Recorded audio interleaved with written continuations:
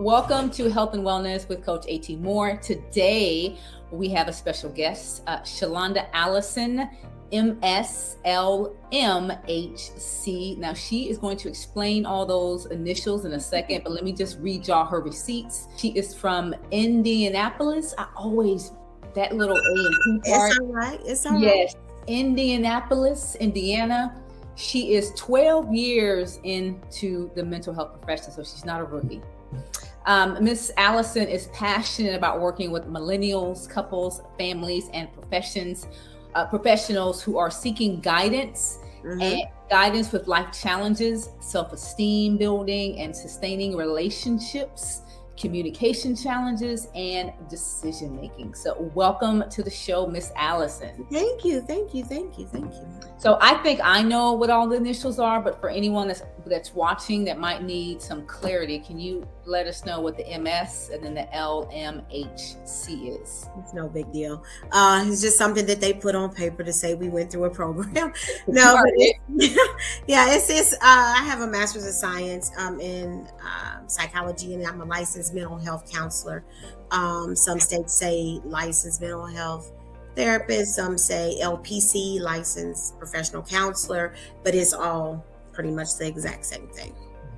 To summarize, y'all, she's certified to give the type of assistance and help that she does. She's licensed, so she has her receipts. I do. I'm all about naming. I think names mean something. And so I love the name of your practice, Guiding Light Therapy Center. Is there any meaning behind that name? Yeah, actually it is. A lot of people think it's based off of a soap opera because there's a soap opera, Guiding Light. Oh yeah. It was around for years. I don't know if it's still around, but that's not where it came from. I had started learning about lighthouses and like what they represented. And I was like, wow, when I found out what they represented, I'm like, I want that as my logo. And so if you don't mind, I'm going to read something to you. Do you mind? Please. Oh, okay, because I don't want to mess this up. Yeah. So when I studied lighthouses and I wrote all this out, and I'm like, okay, so it says, as the lighthouse, we shine our light, guiding others on their path home. The lighthouse is steadfast, sturdy, and reliable. Its purpose is to continually shine its light to safely guide the ships on their journey. The purpose of the lighthouse is to illuminate the way. It is never to choose or judge the path one takes. We are each on our own individual path. We can vouch for the fact that there is a guiding force, a light at the end of the tunnel to convey hope and share the journey, which is well worth it. And so when I started learning it, I'm like, oh my God, that's what I want to be to my clients. It's a guiding light. I don't want to choose their path. I'm not here to judge. I want to convey hope and let them know there's light at the end of the tunnel. And so I'm like, wow, that's powerful. I want that as my logo. I want that as my name. And even in my tagline on my business cards, it's guidance for your journey, because it's not about me. It's about my client. And I'm just here to guide that light, because that's what the lighthouse did. It brought ships in. And sometimes clients get out in the deep and they feel lost and they feel like storms are raging and things like that. And I just want to shine a light to bring them closer and back to shore through their journey. That's basically what it was. I absolutely love the definition of the guiding light, because I think you kind of summarize what a good therapist does. I love the imagery of the guiding light, bringing the ships in. That's very powerful. I thank you for actually taking the time to read that and give to the name. I love it. I absolutely love it. And if you go to her, if you go to her website, you will see what she has on the page. It's a lighthouse. I love it. Yeah. And I didn't want to try to mess that up. I'm like, I'm going to read this to her so she can know what I was looking at and what I was coming up with when I really did come up with that. It was so powerful to me. No, thank you for giving a deeper meaning to your company's name. I love it. What led you into the mental health profession? Well, honestly, my love and passion for people, first of all, always have been. I have a passion and love for people. And then I started realizing, like, if people are intentional, they can change. They can change things if they're intentional and they implement tools and strategies that are taught in therapy. So I'm like, okay, if I can get in and convince people to be intentional about what they do, they may really see some change. And I always knew I either wanted to be a teacher, a lawyer, or a therapist. Like it was those three off top. And I'm like, all of them allowed me to teach, coach, advocate. But I started finding out like, therapy is looked down upon, especially in the African American community. When I was younger, I was like, oh, only crazy people go to therapy, and you have to have the, so I started getting more intrigued by it. And then finally I was like, I just had this pull on my heart. I'm like, okay, I want to go into this field because I want people that look like me to be able to find someone that looks like them when they're ready to come and get some services. So all of that was basically how I came to be. I mean, of course, I was always the one everybody came to, and and gave advice and brought friends together that were mad at each other and all of that. But on the deeper level, these are the things that really pushed me from not going into teaching or to being a lawyer, but to focus more on therapy. I've interviewed other healthcare professionals that felt like they were at a crossroad between wanting to be a lawyer or wanting to go into this field. And it's really interesting how, because different therapists bring a different approach to therapy. And so if you ever wanted to operate in the legal field, then you take your role as an advocate, as a therapist very seriously, because you bring that passion of law and advocating into your deliverance as a therapist. And the teaching, it's the teaching of the skills, it's the teaching of the tools that are needed in order to help you along your journey. So I think that you get to incorporate and embody all of that in your delivery. I think that's awesome. I was going to ask you about your niche. I'm going to come back to that because you said something that made me want to jump to this next question, which is, do you think there are a lot of misconceptions about mental health or therapy that you feel need to be cleared up or maybe better explained? You kind of mentioned it a little bit, so I kind of want to go a little bit deeper. Yeah. So one thing I will say that I'm happy with is the fact that people most people no longer look down on therapy or feel like, oh, if you're in therapy, you're crazy. A lot of misconceptions like, oh, if I don't have bipolar or schizophrenia or, depression, then I have no reason to go to therapy. And I would totally disagree. I think most people, if not all people, should go to therapy. And I don't want to be biased on that, but so I'll say most people should go to therapy or have a coach, because there's so many benefits of it that have nothing to do with necessarily having to have a mental health diagnosis. Absolutely.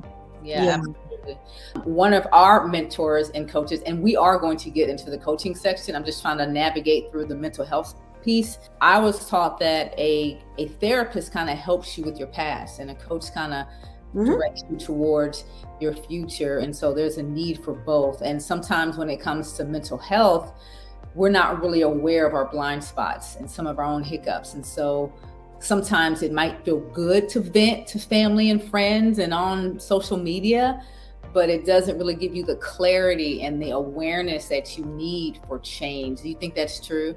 Oh my gosh, you just hit that so good on the nail. Like, yeah, 100%. A lot of times people depend on friends, family, and now the younger people, a lot of times depend on social media. I see them post a lot of stuff and I'm like, whoa, like, what are you doing? And then, everybody kind of now because of the internet, they think they're a therapist or whatever, and you're like, no. So I think sometimes there are things we deal with and go through on a deeper level that we just may not want or need to process that with friends and family. We need to go to somebody who has an outside view, who's a professional. Yes. And another misconception is that there's no African Americans available in therapy. And I will say, while we do need more, of course, if you're in most cities, especially most large cities, you can find an African American therapist and have a few to choose from. Yes, absolutely. We up in here. We here. Yes, we are. And if you go to Psychology Today, you can actually filter through and get like specific as to the gender, the race, absolutely, and all that. And so it just takes a little bit of work to kind of navigate through that. But if you seek, you will find. Absolutely. What would you say your niche is in the mental health field? Because once you go through school and you take your test and you become licensed, you can pretty much operate in whatever you can offer services to whoever walks in your door. But some people are very intentional about the people they serve because they feel drawn to that need or drawn to that community. So do you feel like you have a certain niche or contribution to the mental health space? Yeah, I do. And it's interesting you say that because you are correct. When you get licensed as a mental health counselor, you can see all kind of people, from substance abuse, suicidal, all of that. But those things were not what I was drawn to. Now, in the beginning, I'm like, oh, okay, I got to take everybody. Then I started learning, no, it doesn't even serve me or them well for me to take clients that is not my main focus. And ironically enough, they kind of found me. I kept getting millennials. I kept getting young people. And I'm like, whoa, where are these young people? I didn't even know they were this interested in therapy. And I get them from different backgrounds, ironically enough. But I work with young people. I work with couples. I work with professionals. And most of these people are seeking clarity. They want to find purpose. They want to help with their relationship issues, communication. And I also focus on parents overcoming disappointment with their adult children. So I found out like, whoa, a lot of parents dealing with some disappointment of just some decision making choices, life paths or whatever of their adult children. And I felt really compelled to help those people as well. I really want to go back to that because that's a very unique niche. I've never heard of anyone that specializes in working with parents that are trying to overcome some form of disappointment. So I want to go back, but I want to ask you questions. When I was in school, one of my professors said this to me, and I want to know what you think about it. They said that if you are a mental health therapist, you should at one time have gone through therapy yourself or should be in therapy. What do you think about that? Me personally, I agree 100%. I absolutely agree with that. I feel like if I'm going to be my best and give my best to my clients, I have to make sure I've dealt with some things that I have personally going on with me or may have had, because you never know what may come up in a session that may trigger you. Yeah. And if you haven't dealt with your stuff and then someone brings it up, the next thing you know, you're talking about you, and then your focus is not on them because you're like, oh yeah, oh, I went through that too. And oh my God, I know exactly. And now it starts to shift from the focus of the client to you because you haven't processed through that. So I agree. I have a therapist. I agree that everybody should go through it or either continue to have it. I continue to do it. And it is major for me. I agree 100%. Sometimes if you haven't dealt with whatever hurt that you've gone through, sometimes you can give, advice through the lens of brokenness and not through healing, because you're still operating from a place of hurt, and hurt people see differently, hurt people hear differently. And so if you're giving advice based on from a place that you haven't healed and got clarity, it can be very dangerous for the people you are serving. So if y'all are watching this and you are interested in therapy and you're trying to figure out questions to kind of navigate to figure out who is right for you and who's not, a really good question to ask, if you feel confident to ask, is to ask the person you are considering seeking therapy, have you been in therapy or are you in therapy? Now that might seem like a very personal question, but it's something that you might want to know, because if someone that is a therapist has never gone through therapy, then they're actually telling you to do something they haven't done. Correct. And sometimes even the residue I get from my clients, like I do supervision with a therapist and therapy, but I have to go to supervision sometimes just to process different things my clients are going through and see if I'm on the right track or get some guidance. But also sometimes there's some residue after you deal with so many people. It can be very heavy, especially if you're a person that really cares about people and you want to see them change and grow, and it can be really heavy. And so I have to also process that in therapy as well. Yeah. I have a therapist as well. And sometimes I'll be talking and moving and she'll be like, wait, let's unpack that a little bit. And I'm like, oh Lord, I done gun it through a conversation and she picked up on something I was trying to move through. And she's like, pause. So I think that's really good. So I want to go back to what you were saying about your especially niche about working with adults or parents that are dealing with disappointment. Can you expand on that a little bit more? Yeah, so man, it's like it's on a large spectrum, from something as simple as they didn't graduate from college. Yeah, they keep switching jobs to my child's in prison.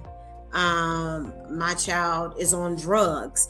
So there's a large spectrum of people, and I had the opportunity to do a live on Instagram, and people just started inboxing me like, some people came up and spoke on it, but it's very personal for some people. So they just started DMing me like, listen, this is me. You hit it on the nose. And so what I try to work with them on is releasing in order to connect. And both of those are acronyms, but I work with them on how to release, because we no longer have control over our adult children or their decisions. And how can we connect with them? Because it's not the same anymore. We're not like the CEO or the boss of their life anymore. So we go from like supervisor to advisor, Right. from boss to coworker almost. Like we have to approach them differently. Right. So just trying to work with them through that. And people don't really prepare you for adult children and disappointment. We learn about the terrible twos and the toddler stage, and then the middle school stage, and all the hormones of the teenagers. But being disappointed from your adult children when you think, oh, okay, I've done my job, I've laid that foundation, let me watch them soar, and then they fail to take flight. It can really cripple parents from enjoying their life because they are so hurt and so focused on their adult children. As you were talking, I was trying to think how a lot of that hurt could manifest, and it could manifest to damaging the relationship, because every time the adult child talks to the parent about what they're doing, new job, new location, someone they're dating, and if the parent feels like this was not my choice for you, they can be very negative and very condescending, very, sarcastic. That could really rupture the relationship. And I just think it's a very unique niche. How did you even know this was a need? Because I had disappointment myself. Gotcha. So I'm one of these people that I try to do everything this way. And it really happened when my son went to college. And then after sophomore year, he came home. And I'm like, this can't be possible. Like, oh my God, no, what are you doing? Like, you went on a presidential scholarship for academics and you were playing sports. And I was so hurt and disappointed because I thought it reflected on me. Yeah. And I had to understand, like, you didn't necessarily do anything wrong. Not that I did everything right, but these were his decisions and his choices. And I had to learn how to release and let that go, because you have to decide, is the relationship more important than the disappointment? And I wanted a relationship. Yeah. And so I would do a lot of self-talk, like, okay, don't say this. If he said, okay, I got another job, because you just threw that out there. Another job? Okay, well, why didn't you say the last job? Or something like that. And we can be so condescending. And I could almost see some days his countenance drop. Yeah. Just because of how I was. But I'm thinking, like, you hurt me. Like, I had expectations for you. Yeah. But I didn't realize, that was my expectation. I sacrificed for you. It's this. Woo, ma'am. Yeah. Private school your whole life, AAU, traveling around. So I had to deal with my own disappointment. And I thought, wow, if I'm dealing with this, I know there are other parents, and a lot of times they don't talk about it, because when you go in the grocery store and you run into them, and my child went to a pretty prestigious school here, they call it the Little Harvard. And so everybody just raved about him going to this school. And when they say, oh, how is he doing at school? But he's at my house. Yeah. And I'm like, don't know what to say, So for a while, I'm like, oh, he's doing okay, because I didn't even want to get into the conversation. And I started seeing other parents that I knew were dealing with, but they would just say, oh, little Johnny, he's great. He's doing great. But I know he's not doing great. So I know the pain, the embarrassment, the disappointment that they were dealing with. So I thought, you know what, it's still a work in progress. Trust me.